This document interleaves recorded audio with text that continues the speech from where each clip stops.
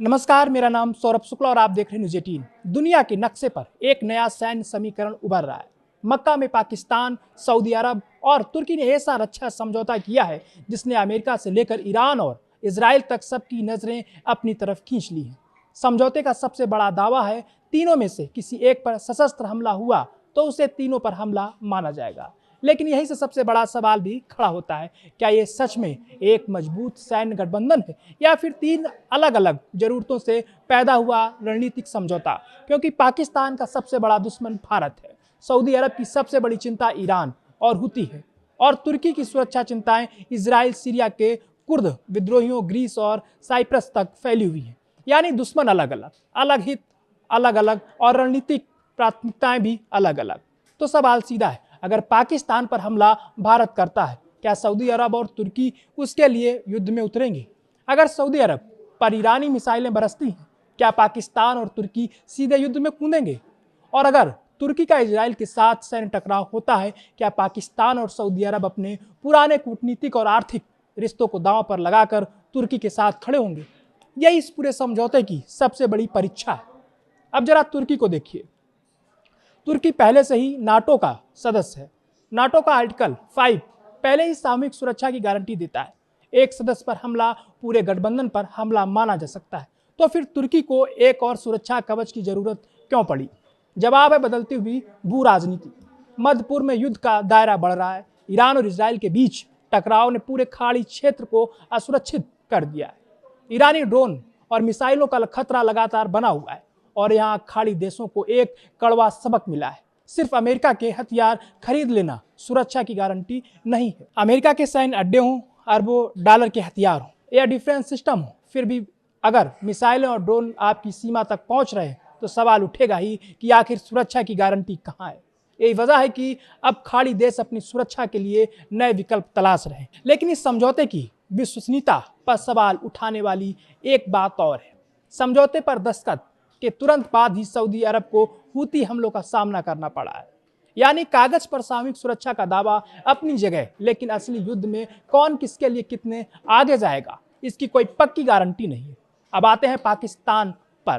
पाकिस्तान की अर्थव्यवस्था लंबे समय में से संकट में है। कर्ज का बोझ भारी है, आर्थिक दबाव लगातार है, और ऐसे में उसकी सबसे बड़ी रणनीतिक ताकत क्या है? परमाणु हथियार।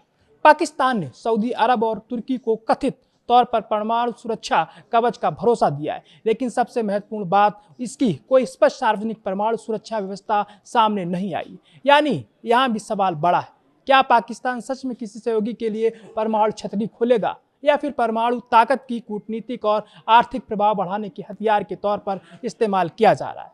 सऊदी अरब की अपनी चिंता भी कम नहीं है। एक तरफ ईरान, दूसरी तरफ यमन के हूती और तीसरी तरफ क्षेत्रीय शक्ति संतुलन। यूएई और इजराइल की नज़दीकी भी रियाद के लिए रणनीतिक चिंता का विषय है। 2020 के अब्राहम समझौते के बाद यूएई और इजराइल के संबंध तेजी से मजबूत हुए। सैन्य तकनीक, निगरानी और एयर डिफेंस के क्षेत्र में सहयोग ने यूएई की क्षमताओं को भी बढ़ाया है। और यहाँ सऊदी अरब के सामने सवाल सिर्फ ईरान का नहीं, सवाल खाड़ी में नेतृत्व और प्रभाव का भी है। अब तीनों देशों के दुश्मनों की सूची सामने रखिए। पाकिस्तान भारत और अफगानिस्तान की सीमा से खतरा महसूस करता है। तुर्की इजराइल कुर्द विद्रोहियों और ग्रीस साइप्रस से जुड़े सुरक्षा विवादों को लेकर चिंतित है। सऊदी अरब ईरान और हूती से खतरा महसूस करता है, जबकि क्षेत्रीय शक्ति संतुलन में यूएई की बढ़ती भूमिका भी उसके लिए चुनौती है। यानी तीनों की सुरक्षा चिंताएं अलग अलग हैं। तो क्या सिर्फ एक दस्तक इन तीनों को एक युद्ध में एक साथ खड़ा कर देगा? यही असली सवाल है, क्योंकि सैन्य गठबंधन सिर्फ दस्तावेजों से नहीं चलते। गठबंधन तब साबित होता है जब मिसाइलें गिरती हैं, जब सैनिक सीमा पर पहुंचते हैं, जब अर्थव्यवस्था पर प्रतिबंध लगते हैं, और जब किसी एक देश को दूसरे देश के लिए अपने पुराने रिश्ते तोड़ने पड़ते हैं। और सबसे बड़ा सवाल यही है, क्या पाकिस्तान सऊदी अरब के लिए भारत से भिड़ेगा? क्या सऊदी अरब तुर्की के लिए इजराइल से टकराएगा? क्या तुर्की पाकिस्तान के लिए भारत के खिलाफ मोर्चा खोलेगा? शायद नहीं, क्योंकि अंतर्राष्ट्रीय राजनीति में दोस्ती से ज्यादा महत्वपूर्ण होते हैं राष्ट्रीय हित। इसलिए मक्का समझौते को सिर्फ एक सैन्य संधि समझना जल्दबाजी होगी। यह अमेरिका को संदेश है, ईरान को चेतावनी है, इजराइल के लिए रणनीतिक संकेत है, और मुस्लिम दुनिया में शक्ति संतुलन को नए सिरे से परिभाषित करने को कोशिश जो हो रही है। लेकिन असली परीक्षा अभी बाकी।